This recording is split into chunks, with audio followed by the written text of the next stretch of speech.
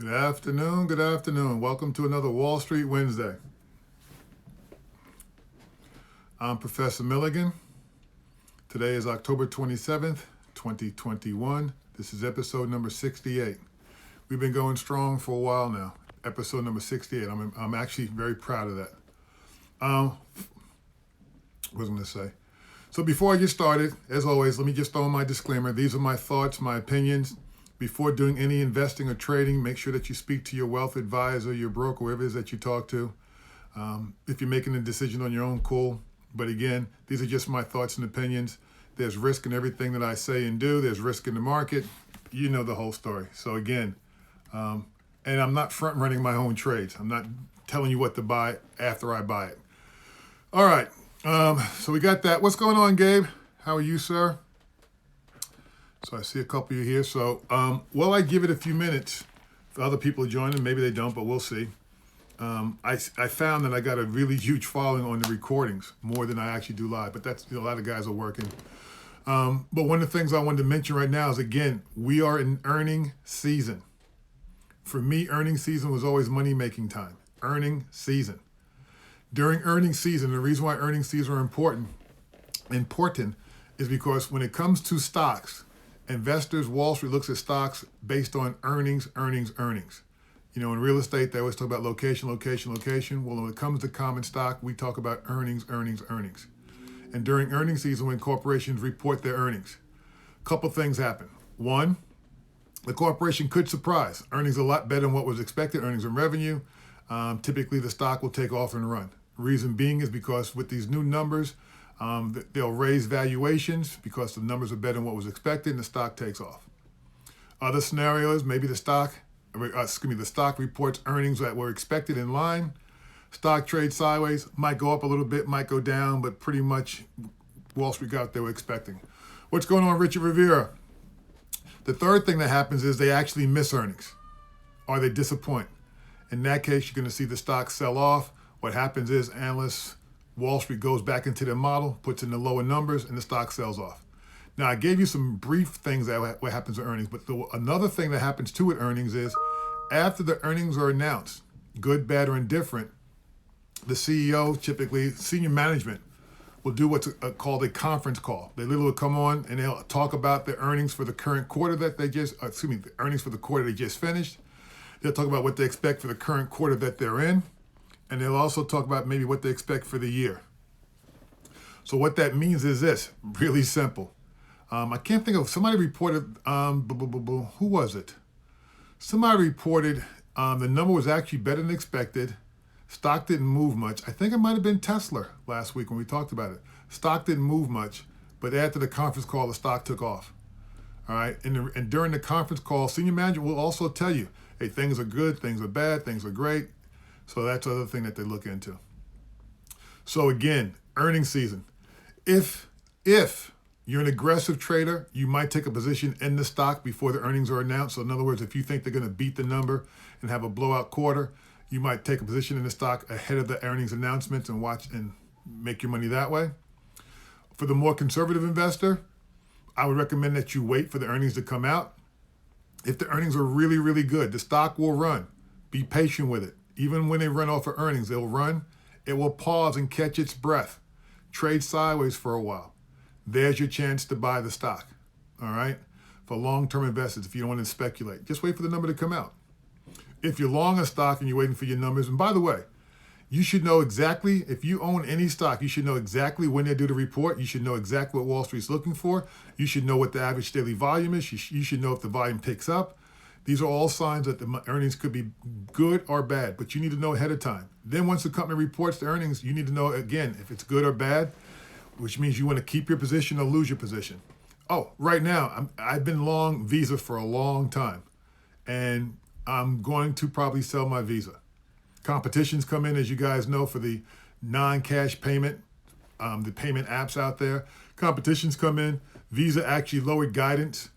Visa also took the hit during the pandemic in certain ways because people stopped traveling on airlines, and that's one of their biggest ticket items. So Visa's not trading well. And again, they also lowered expectations. They just reported earnings, and they lowered expectations. stock sold off. I think at one point, I'll pull it up right now. At one point, it was down about 12%.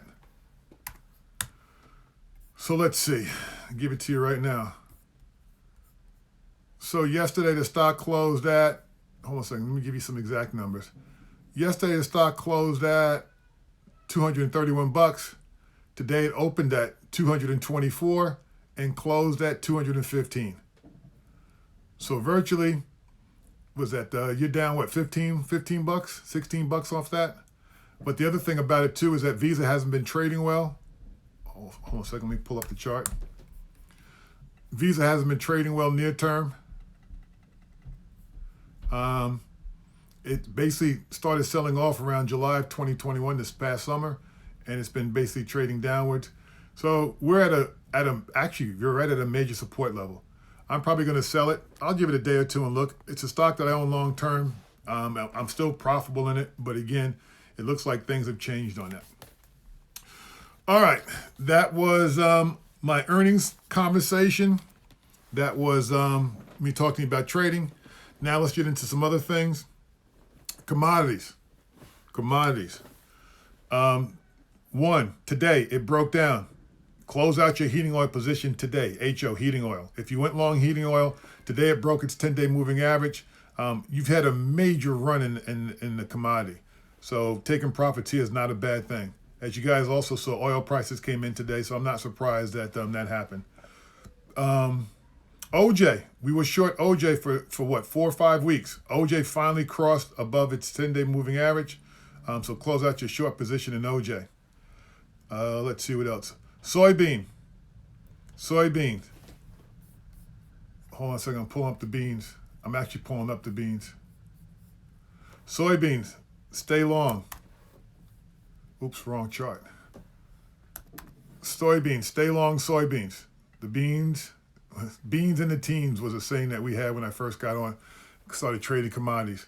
Let me shrink this up. Too much screen. Zoom in. Yeah, soybeans right now, they're trading well. You're above your 10-day moving average. Right now, you're looking at the long position. You're looking at one of the largest long positions that commercials have had in soybeans for a very long time. What's going on, Twin? Welcome. So again, commercials are net long, one of the largest positions in soybeans they've had in years.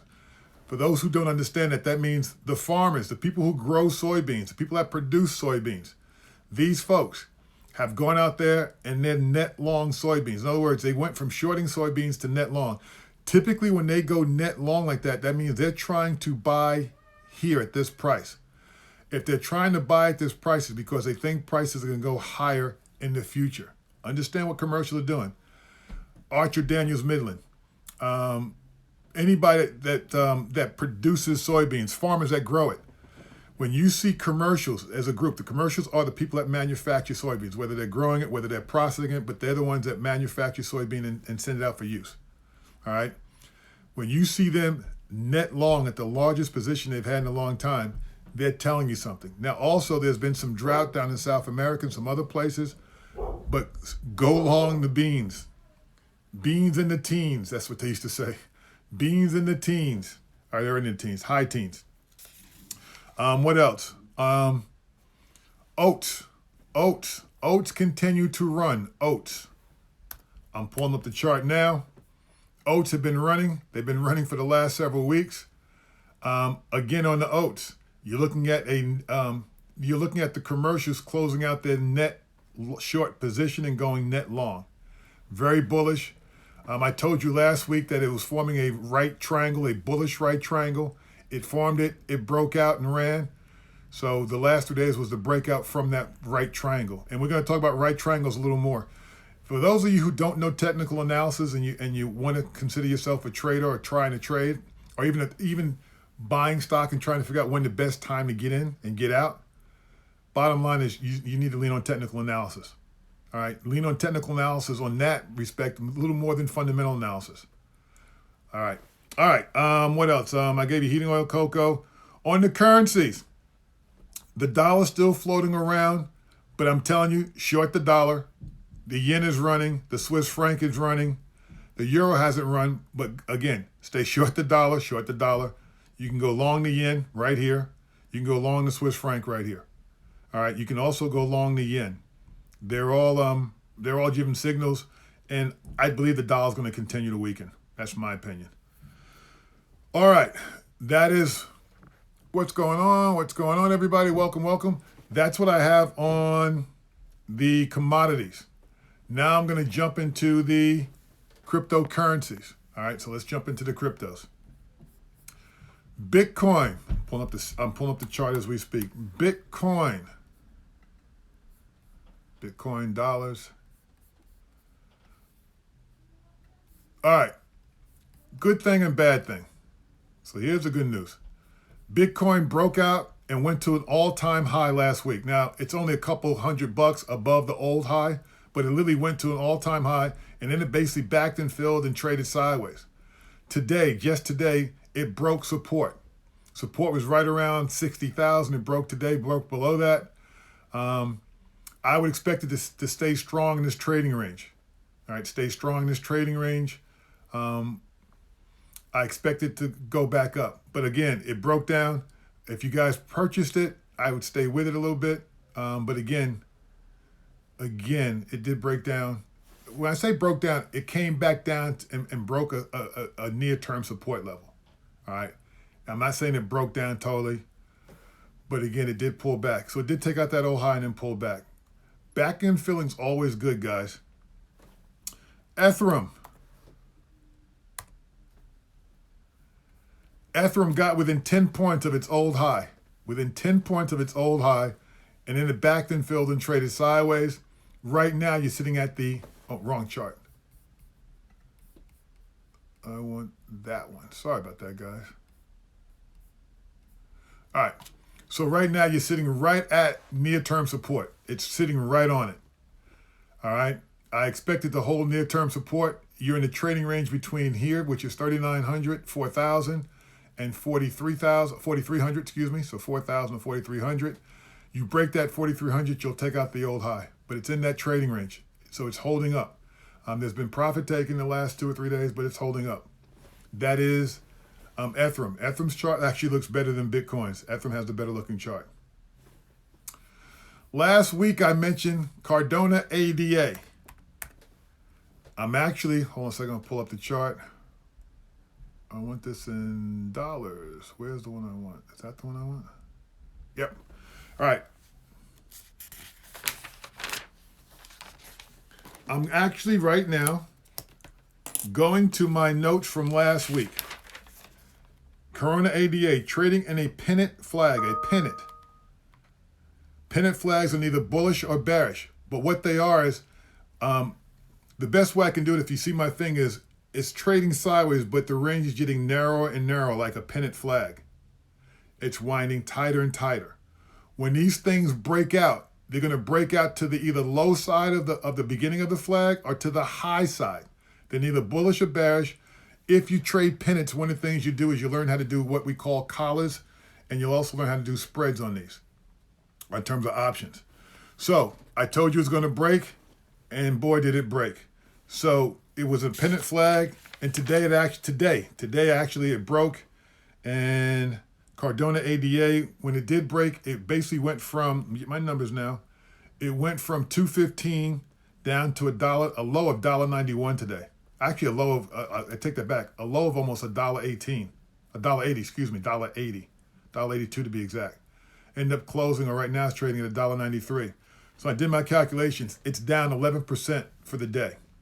Again, pennant flags are neither bullish nor bearish, but what they are is they show volatility. That flag, when that flag starts to form and it starts to narrow and come to a point like a pennant does, and volume starts to dry up, picture a rubber band just being twisted tighter and tighter and tighter. All right. And when you finally let that rubber band go, I don't know if it's going to go up or go down, but it's going to break hard in one direction, either bullish or bearish. So with that said, Cardano ADA is trading at the bottom of a near-term trading range. Actually, it's not trading well at all. So this breakdown today really just showed that it's breaking down. I'm not saying it's going out of business here or going to zero, but it broke down. I would be very cautious of this. And I would not touch this until the charts start to look a lot better. So there's some work to do here. A lot of work. What's going on, Ham? All right. Dogecoin. Or Doge. D-O-G-E. I just want to call it D-O-G. Although I love dogs, and this thing is a dog, so I'm not going to insult a dog by calling Doji a dog. I'd insult all the dogs in the U.S. All right. Dogecoin. Pull back to major support. You got a major support level where it's right around where it's at now, at 24 cents. You got a major support here. Let me read my notes. 24 cents, 23 cents actually. If it doesn't hold at 23 cents, you're looking at a stop at 22 cents and then on your way down to 20 cents. A lot of work in here. A lot of work. As you guys know, the old high is 70 cents. This thing is struggling. Again, I wouldn't touch it. It's so volatile to the upside and downside. I wouldn't even short it. I just wouldn't touch it. There's other things that are easier plays. All right. Ripple. I promise you, it gets better. Don't bail out me. Stay with me. That's not the one I want. Bear with me a second. Ripple dollars. Where are you? Is that the one I want? That's the one I want. All right. Ripple, like Cardona, ADA, and Doji, it's got a lot of work in it. You're sitting at near-term support at right where it is, basically $1. Near-term support right at $1. That's major support level. If it doesn't hold this dollar, your next stop is probably about 90 cents. The trading range that you're in, there's a trading range between $1 and $1.10 and another one between $1.10 and $1.20. But the thing's got a lot of work in it. Again, like Doji, I wouldn't touch it. I wouldn't go near it. I would avoid it. Now, the last one I'm going to do is the SHIB. I got the SHIB from you guys. All right, so let me find it. Let me find the chart. SHIB. I want dollars. I think that's the one I want. Yep, that's the one I want. All right, so here's the deal. I'm reading my notes from last week. SHIB, bullish right triangle. All right, again, bullish right triangle. The second time I've shown you a bullish right triangle today. Bullish right triangle, consolidation with lower volume. Love this. I expect a bullish breakout. Those are my notes from last week. This week, it broke out. Probably looks like that Thursday after I talked to you guys about it. Hold on a second. I'm going to pull it up real quick. That date was that was the 23rd.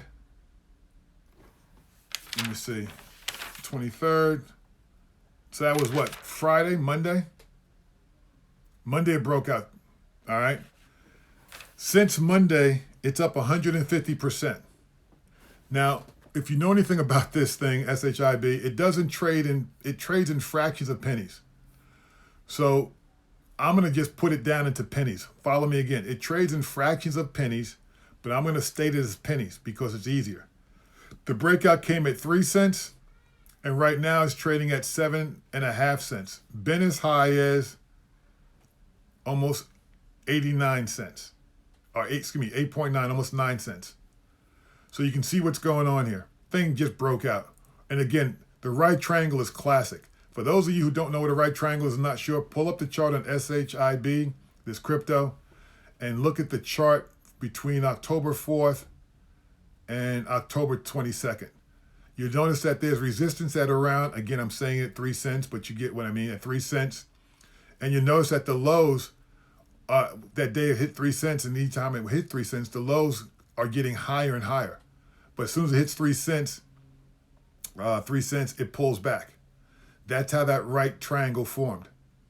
And the right triangle's to the upside. If the right triangle is to the downside, we'd be bearish. The right triangle now is to the upside, so we're bullish.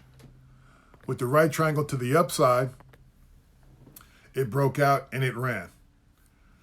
All right. Those are the cryptos. That's what I see. I wouldn't chase the SHIB here. I would wait for it to do some back end and fill in some consolidation like it did when it made the move basically from a penny to 3 cents. When it made that move, then it backed and filled for a couple of weeks, and then it, about 2 weeks, and then it ran. So again, with this kind of move in a short period of time, I would definitely wait for some backing and filling, some profit taking, some side, and then I would look on the next move to go buy some, if you're into that. All right, let's move into some stocks. I know that Ham, I see Ham's put up some stocks. I got my own list.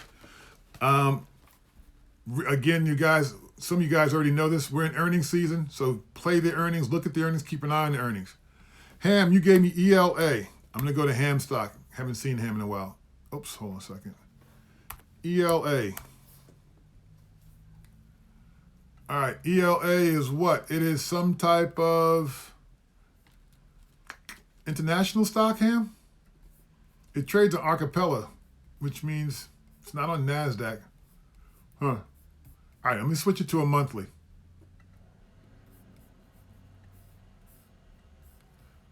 Let me go back some years. All right, Ham. Long term, you couldn't pay me to buy this stock long term. Long term, you couldn't pay me to buy it. It's been as high as $10. It's been up here twice, and then it's pulled back. So, again.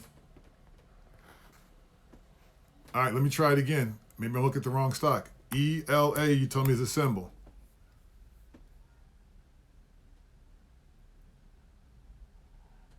Elva? I don't see it, so hold on a second. Oh, that's the one I'm talking about. That's the one I'm looking at. ELA, Envela. Yep. And then, so let's go to the daily chart, near term. ELA. Let me get rid of some of this. Don't need that. Get rid of that. Can't see it. Yeah, near term, you got major support at $4. It touched on that resistance area at $4.50 and backed off. So you're in a trading range. Right now, in the middle of a trading range, which means it could go up or go down. If it takes out the $4.50, you should be able to attack the $5. If it doesn't hold the $4, your next stop is about $3.50, $3.70. Yeah, you got major support at $3.75. It's been trading sideways. For those of you who have a stock that trades sideways like this, one of the things you can do, so if you ever pull up the symbol, the stock I'm talking about right now is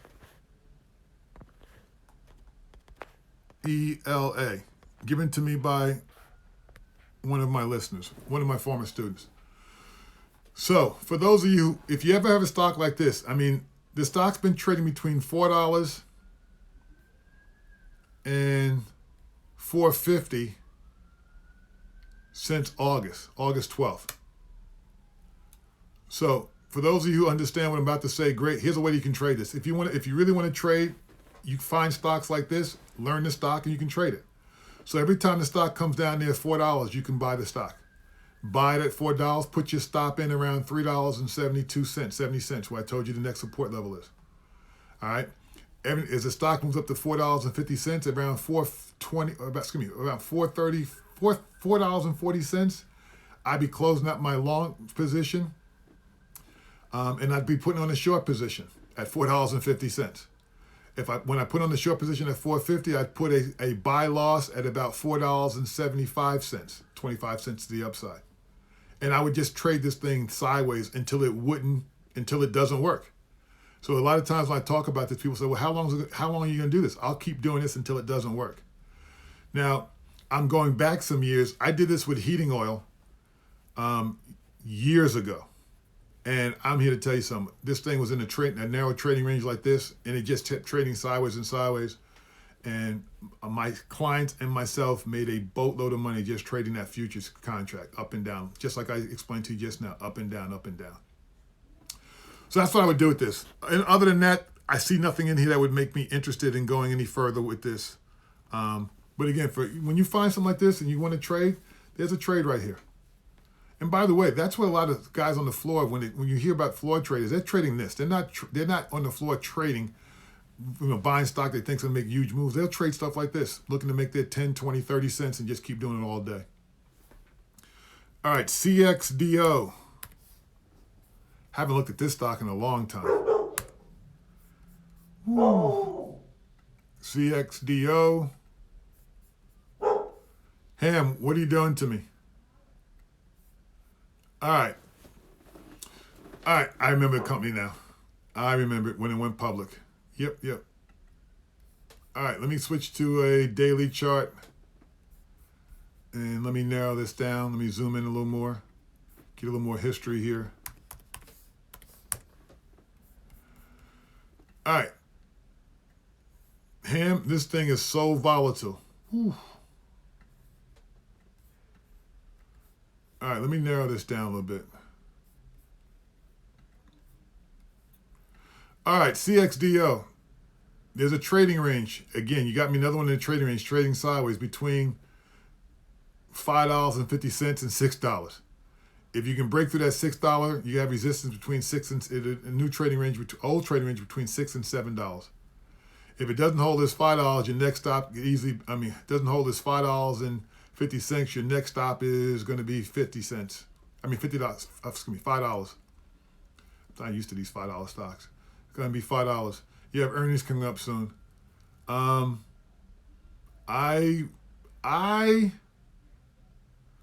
wouldn't be playing this. I'm just looking at it from a standpoint of, and let me zoom out. Let me make sure you understand what I'm about to say, guys. I don't believe in playing stocks that I don't have much upside potential to. So as I look at this stock, that this CXDO, it looks like on any given day you might get a dollar move, the most. On the big days you get a dollar move, and then it backs and fills, a dollar move, back and fill. So unless you're taking a huge position, unless you're taking a big position, you buy 1,000 shares, it's okay, you can make yourself $1,000. But other than that, I'm not sure if I'd buy 1,000 shares of this. It's not going to give you what I call a major move. So in other words, you're not buying a stock at $5 or $6, it's on its way to 10. That's what I'm saying to you. It's just not showing that at all. All right. And the last one for Ham was NLHV. And I'll put my own up. I got my other ones I'm watching too, so I'll put those up.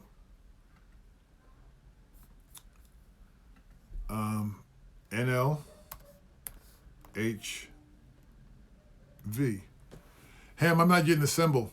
I'm not getting anything for this. NLHV. Nothing's coming up. So just double check that. I'm going to look at some more. Yeah, Ham likes, you love illiquid micro caps. Yeah, but you can find illiquid macro caps that are moving the other direction. Do you think now is a good time to increase my position in Microsoft? Yes. Twin, you should have brought Microsoft 2 weeks ago when it went to its all-time high. MSFT. I talked about it that day, so bear with me a second. I'm telling you, here it is right here. Microsoft took out that old high, on October 18th. That was the perfect time to add to your position. All right, Twin. Now, with that said, Twin, yeah, you're buying it on the breakout and the run here. Is it going to be some backing and filling? Yeah, it's going to back and fill. It's going to fill that gap. But if you're a long-term holder, which if I remember correctly, you are a long-term holder, adding, to your position. Now, I'm not saying don't double up, don't triple up your position, but if you just add to a position, you already have a couple more shares, maybe 10, 15, 20%, go ahead, do it, dude. Your average cost is still going to be a lot lower than where it is now. And the stock, again, I can't see any reason why. In fact, I looked at buying Microsoft when it went through the old high on the 18th, and instead of buying Microsoft, I'm going to tell the secret. I actually told you guys, I purchased APP. All right, so here, I purchased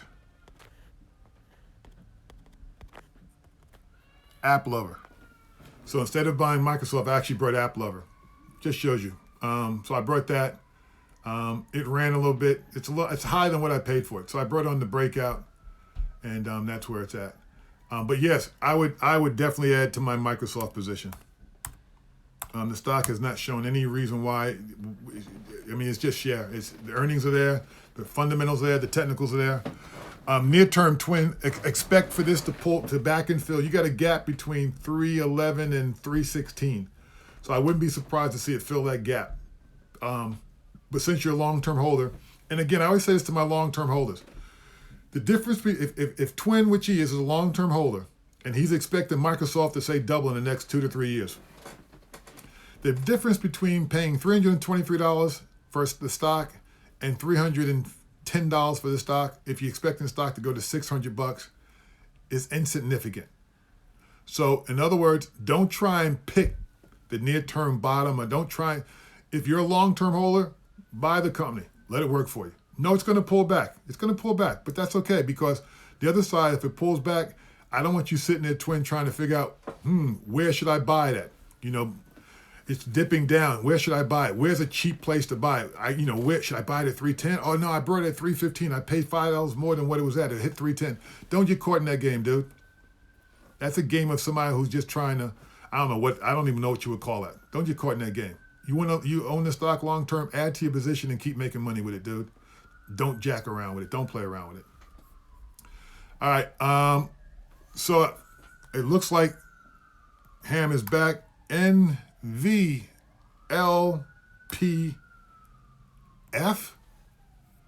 Nova Leap Health? What do you have me looking at? Oh my goodness. There's no even volume in this thing. Doesn't even trade. Ham, I don't know what you have me looking at. I went to a monthly chart because the stock just doesn't trade. It's trading right now at 49 cents? The high is 80 cents. I don't know what Ham has me looking at. I really don't. I don't have any words of wisdom on this one, Ham. I can't help you. I mean, there's just no volume there. It's a hard stock to read, I guess is what I'm saying. All right, let me, NVLPF. Yeah, I can't read this, Ham. It's not enough volume. There are days when it doesn't trade. There's a lot of gaps in here. I can't help you on this one. All right, guys, real quick. I keep bringing this stock up to you. I'm going to say it again to you guys. When they price a new issue and the new issue does not hold its offering price, short it. Now, I mentioned SRAD. So I'm just going to type in here the symbols as I go. SRAD. We talked about this one. Priced at 27, second and third day trading went to 28, and then it broke 27 and it hasn't looked back since. Stock right now is at an all-time low at $20 a share. All right. The other one. And by the way, I gave you a bunch of them. Oatly. Hold on a second. We talked about Oatly, but here's one that went public a couple of days ago.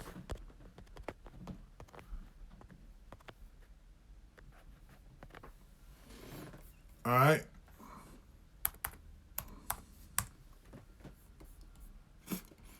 It's called Rent the Runway. Stock was priced at, where's my notes? Rent the Runway was priced at 21. First day of trading looks like it was at 25. Hold on a second, I'll tell you exactly. So first day trading opened up at 25. Come on, Mike. First day trading, the high was $23. Low is $18.75. And it's basically, it was priced at 21. It's trading below that today. You know my feeling on this. Keep your eye on it, but this looks like a short. It has all the makings of a short. Oatly, we talked about Oatly. OTLY. New low. All-time low. All-time low on Oatly. I'm telling you guys, if you want to play something to the downside, look for look for IPO stocks that do not hold their first day of trading. They're easy prey. All right. I keep saying that. Now, some other stocks that we've talked about, I'm looking at, I don't see anybody else putting up stocks. Oh, I do have a question.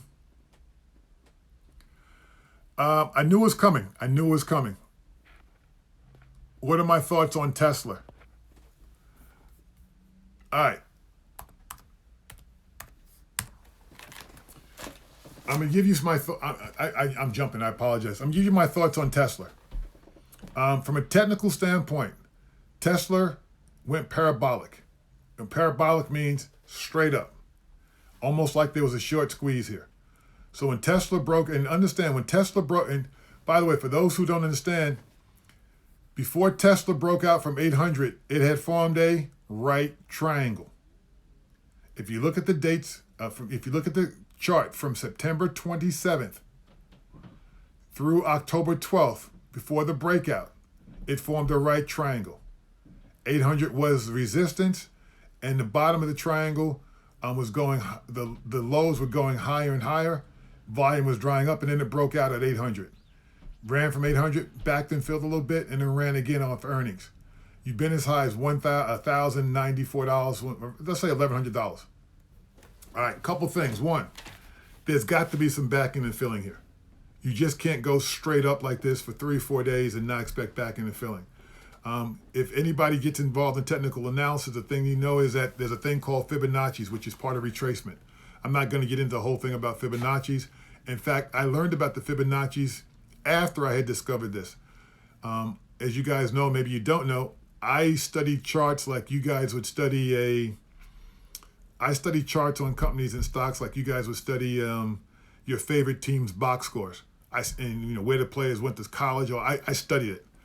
And so one of the things that happens when you study this is you learn it. So there's going to be retracement here. It's going to back and fill, and unless something miraculous happens, I would not be surprised to see this thing back and fill that gap between 910 and 950, 910, 950. I wouldn't be surprised to see that. If you want to own the stock long term, you want to see it back and fill that gap. Some consolidation.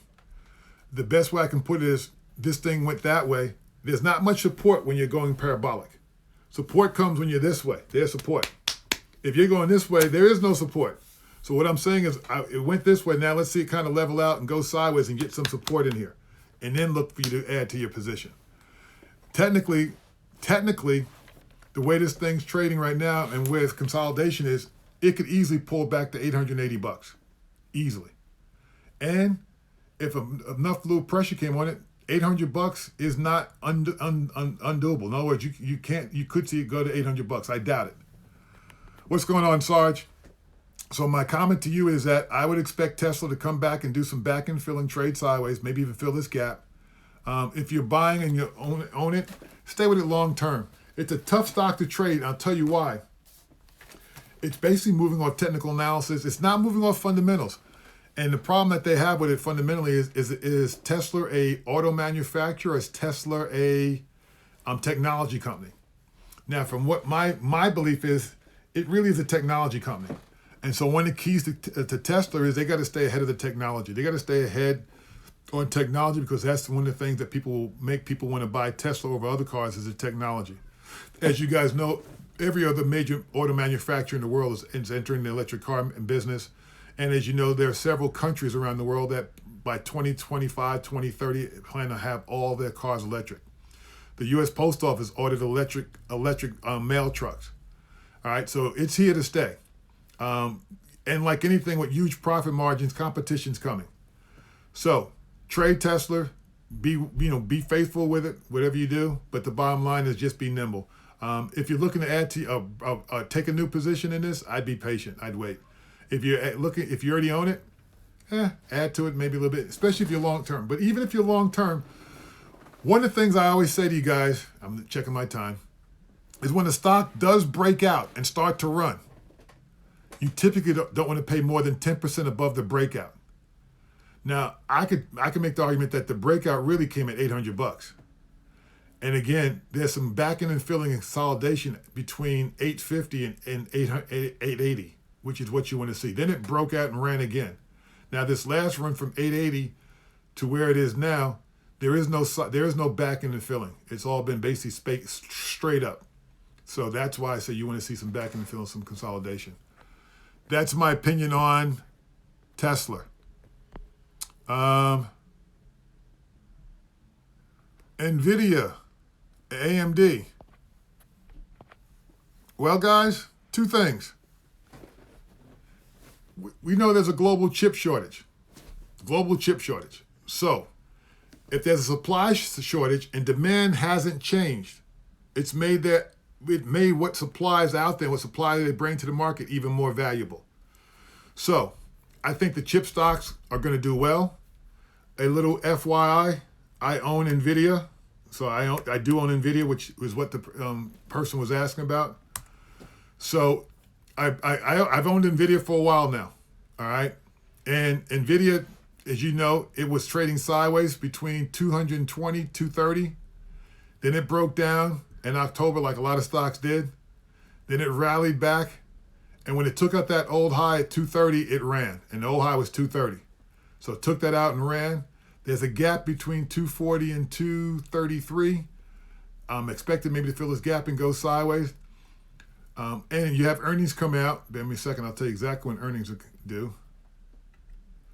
Earnings are due on November 11th.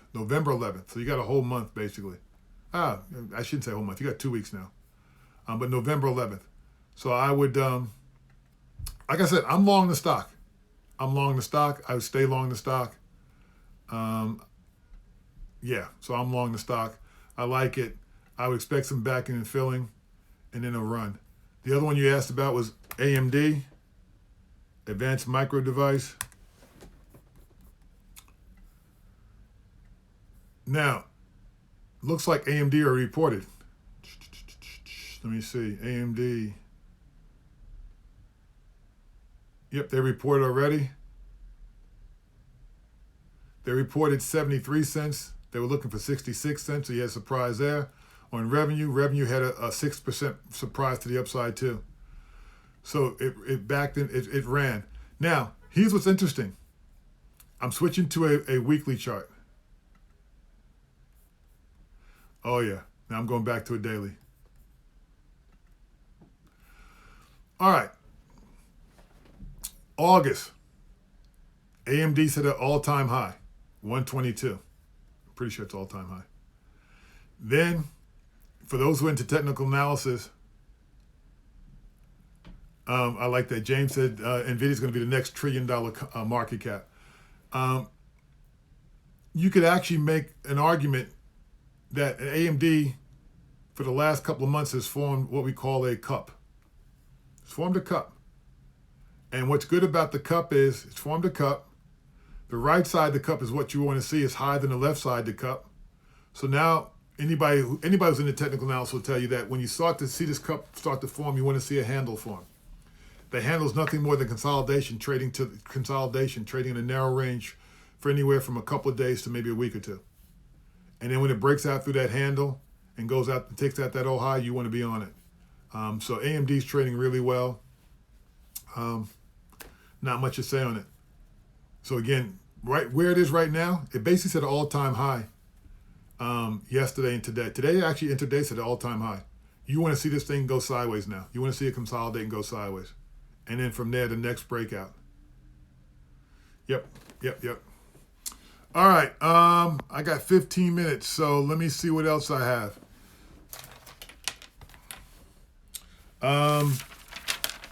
A lot of stocks that we follow trading well. Now, some aren't. By the way, Upstart broke down. Now, I'm not saying the stock's going out of business. I'm just saying near term it's broke down. So let me explain what happened. Upstart broke out at 350 and basically went from 350 to 400 in 2 trading days. Then it came back and tried to form some support here at the 350 range, which was the old high, and it tried to form some support there. It didn't hold, and it came and broke as low as 307 right now, 308, something in that range. So you're basically back in an old trading range. So what I mean by it's broken down, I'm not saying it's broken down. I'm saying that it's reached a point now where buyers are taking profits, and on weakness, they're not buying the stock. Previously, what we've seen basically since earnings were announced back in August was anytime there was weakness in the stock, buying came in and drove it higher. Well, the last 2 weeks, any weaknesses come in, there's been no buying behind it.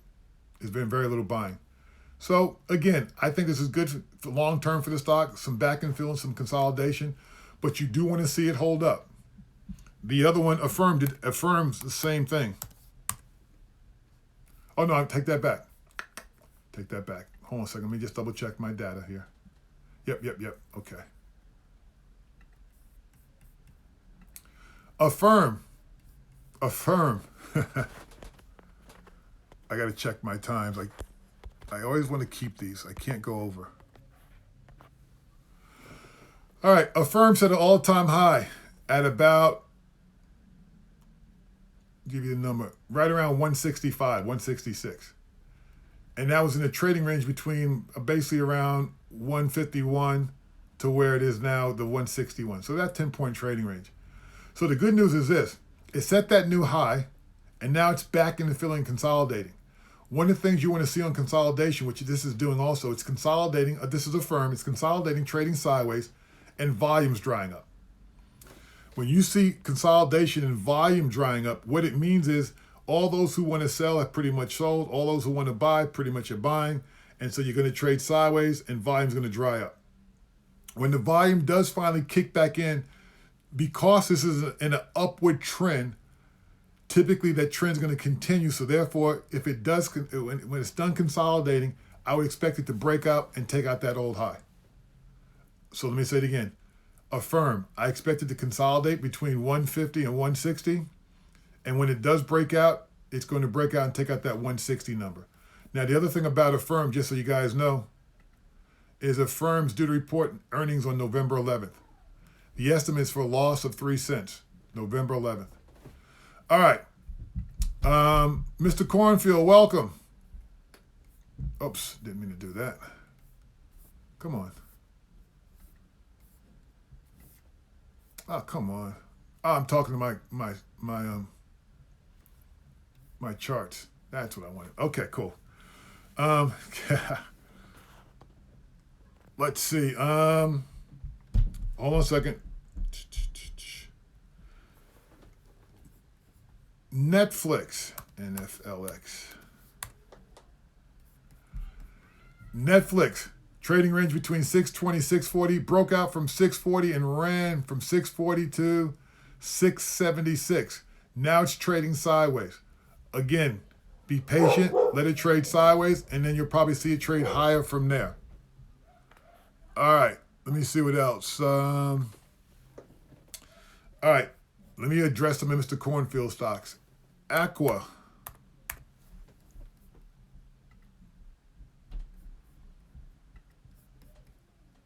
Monthly. All right. Without getting into too much detail, because I can't give you much that I don't know, Aqua is trading extremely well.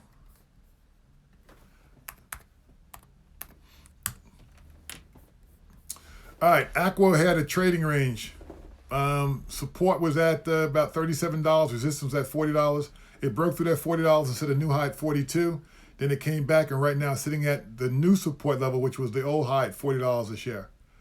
Based on the way this stock trades, looking at it historically, I would expect it to trade sideways and do some consolidation before the next breakout. It typically consolidates, pulls back, pulls back, consolidates, and then trades sideways and then takes out the old high. So I would be patient with it. I'm not sure what the catalyst is that will take it higher.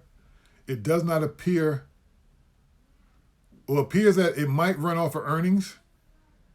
But even if it runs off earnings, it's not going to run long. It runs for a day or two, a couple of days, and then it trades sideways. And what's interesting is last quarter they missed earnings. Yeah, they missed the earnings, a surprise to the downside, and the stock ran.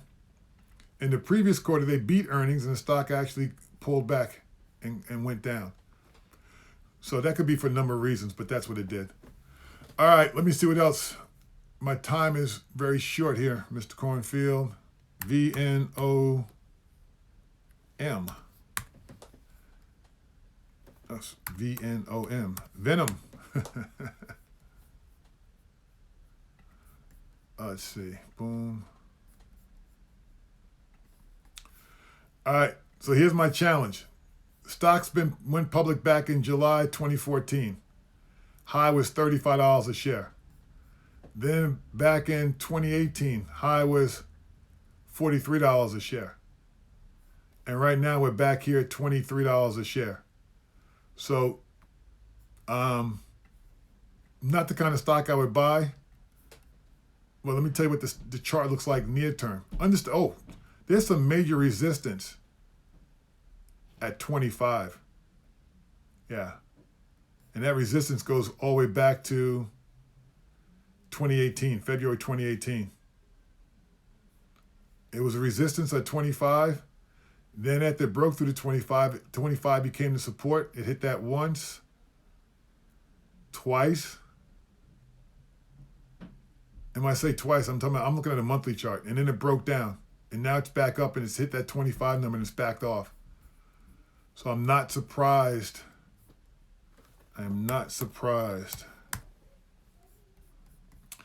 And it sold off. Now, it sold off today. Went from 24 down to 23. Volume was about average daily volume. Earnings are due out November 1st, right around the corner. And the stock sold off. So two things. One is, why the sell-off today? This is a big sell-off for this stock. This is the biggest sell-off it's had in a while. So it sold off today ahead of the earnings. And again, at the 25, it hit resistance. So I guess the best thing I would say is I'd be a spectator. I'd be a spectator. All right, let me see what else. I'm going to jump Mr. Cornfield just because I'm running out of time and I have some other stocks to look at. James posted some stocks. James always does a good job. James is, just so you guys know, I'm trying to get James to come on one day and talk about what he does and how he does it. But, he has work like all of us. And so his time is somewhat constricted. He's actually coming on during his work hours, like a lot of you are, to talk about this. But I want to get him on. I'm not sure. SAIA, I'm not sure what they do. But they had a major breakout. All right, I'm looking at the monthly chart. Bear with me a second. I'm just looking at my history here. Yeah. It was in a major trading range between 200 and 240, James. Major there. There's probably some minor stuff in here.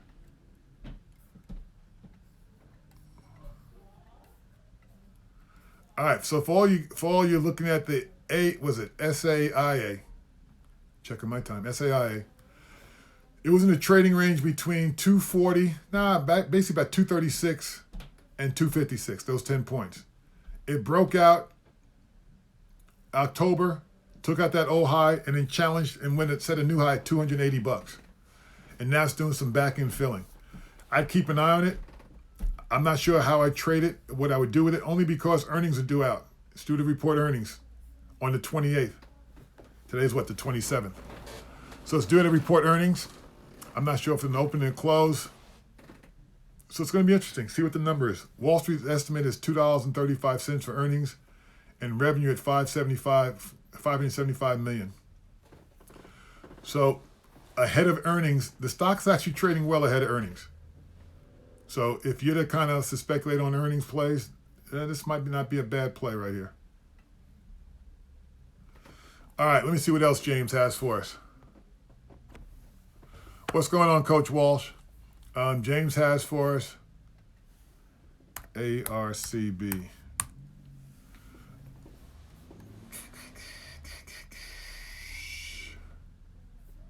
James, hold on a second.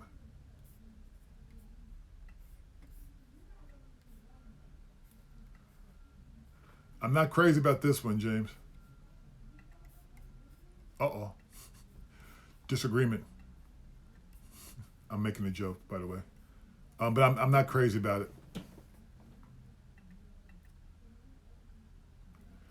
I'm not sure. You know, this again. It looks like it's formed a nice cup.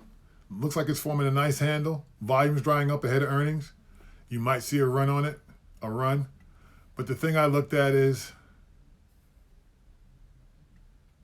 I'm looking at this sell-off and what happened here. So I guess the thing I would say is, technically it's formed a nice cup, long-term cup.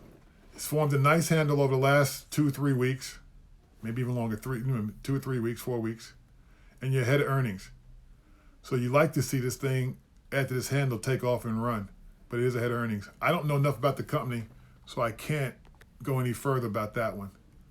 I guess the thing that really shook me the most is that sell-off back in June.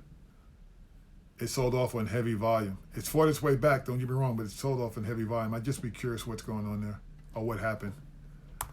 GXO, checking my time. This probably is my last stock.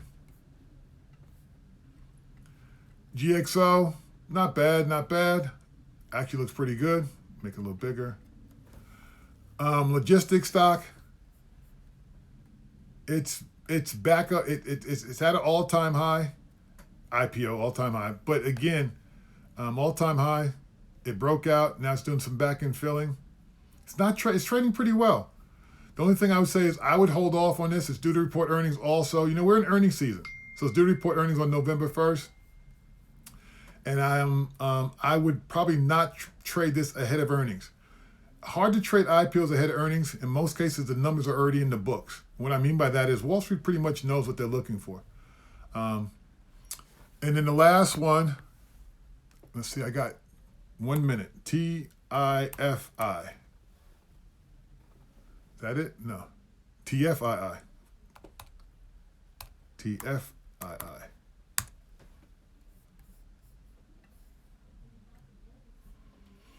Huh.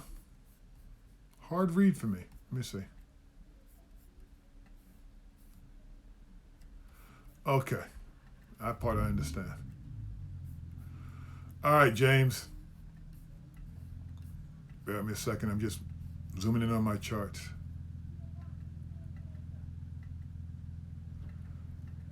All right. The only thing I would say on this is, I got to be brief. It took out the old high. It looks good. Only thing I would say on this is earnings about to come out. I would be cautious ahead of earnings. Chart actually looks good. You came off the old high. It's trading sideways for the last 2 or 3 days. Again, but you're ahead of earnings. So I would just be careful. And volume's been light compared to what it's historically been. All right. Again, I do apologize. The last two, I did rush through them. And by the way, this TFII is sitting right at support at 115, near-term support. So you hold up here, take out that, stay on that 115 or right around it, take out that 120, it should run. All right, guys, I got to hop. I do appreciate you guys. I appreciate all the questions. And I will see you next week. Have a great one. Professor Milligan, out.